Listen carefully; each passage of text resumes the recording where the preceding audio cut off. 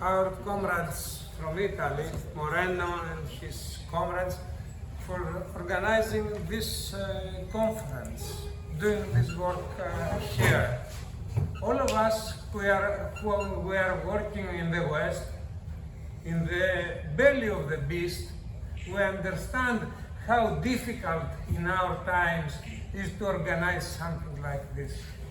And yet, too much exposure, too much work, too many money, too many of everything to organize even a small conference. Thank you, first of all, for this.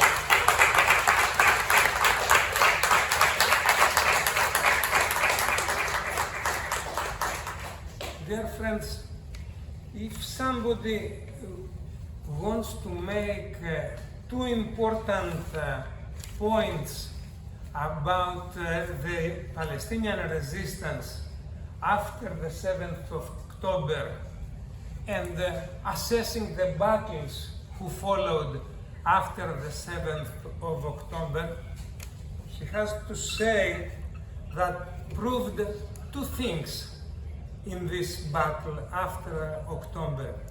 First, that the whole Palestinian resistance have gained a new, higher kind of unity.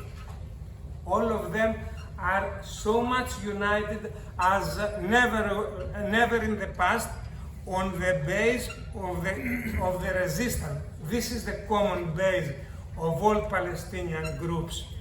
And the second, they achieved a new military capacity, a higher military capacity.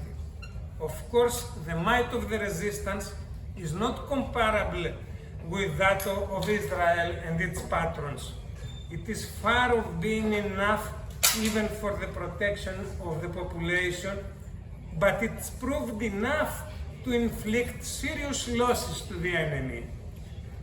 Israel was forced to continue the operation in Gaza more than 6 months now without achieving the initial or even the intermediate goals.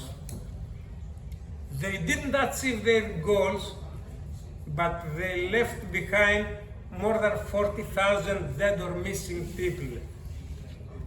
80,000 injured without medical care. They destroyed practically all the civil infrastructure in Gaza. But the resistance is still on the battlefield. And the winner of the battle is who is still on the battlefield after the battle. And this is the resistance who is on the battlefield. The Israelis have already started to retreat, leaving behind even their prisoners, the so-called hostages. This is not a victory for Israel. This is not a victory, but it is a massacre.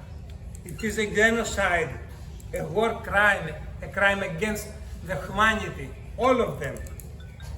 From now on, it is difficult to describe Israelis only as Zionists, as colonizers, as Nazis, whatever you want to say.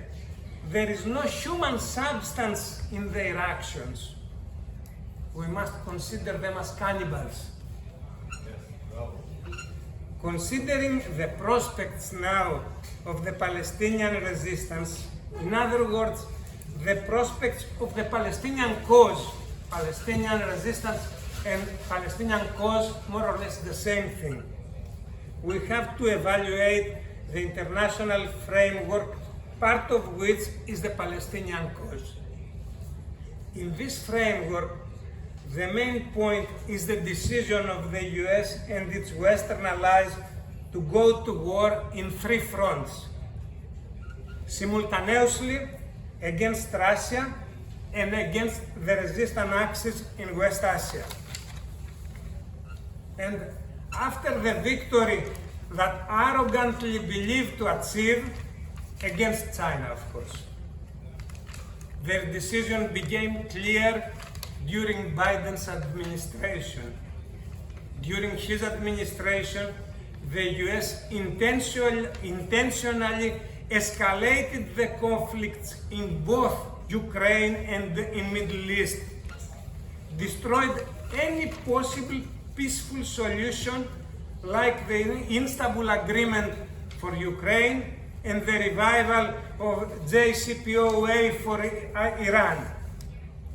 It should be clear that the same bloc of Western states is behind both conflicts. Only the local proxies are different. The difference is small because in both conflicts is the US, the UK and France who play the crucial direct role. They don't limit themselves only in supplying weapons. The current war escalation in Middle East is in line with the US wars against all the independent states in the area. Since the 90s, when George Bush declared the US plan for a new Middle East, meaning to destroy any local power who does not obey to the then new unipolar world. They destroyed one after the other Iraq, Libya, Syria, Yemen, and staged the coup in Egypt. They destroyed the states, but not the resistance. And this is a failure for their policy finally. Despite the millions they killed all these years. Now, the war against Iran is in progress. Already 18 Iranian state officials are killed by Israel from the beginning of this year, and Israel promotes escalation on a daily basis. They are starting a war of attrition, looking forward to transform it in a real invasion if they have the opportunity in the future, like they did in Iraq and they are doing now in Russia as well. In order to understand the current phase of the war escalation, it is necessary to notice 2 points. First one, war is not a provisional or tactical choice for the US. They want to maintain a unipolar world, and they know that they can't continue prevailing on the world via technology, via economy, culture, or even worse for them, demographically. It is China on all these points. They need war to destroy the emerging poles of the international multipolar system. They have alternatives, but only on the type of the escalation of the war, but not of the choice of the war. And be sure about their proxies and their vassal states in Europe. They are going to follow them in the war. Second point, the US and its proxies will not hesitate to commit any heinous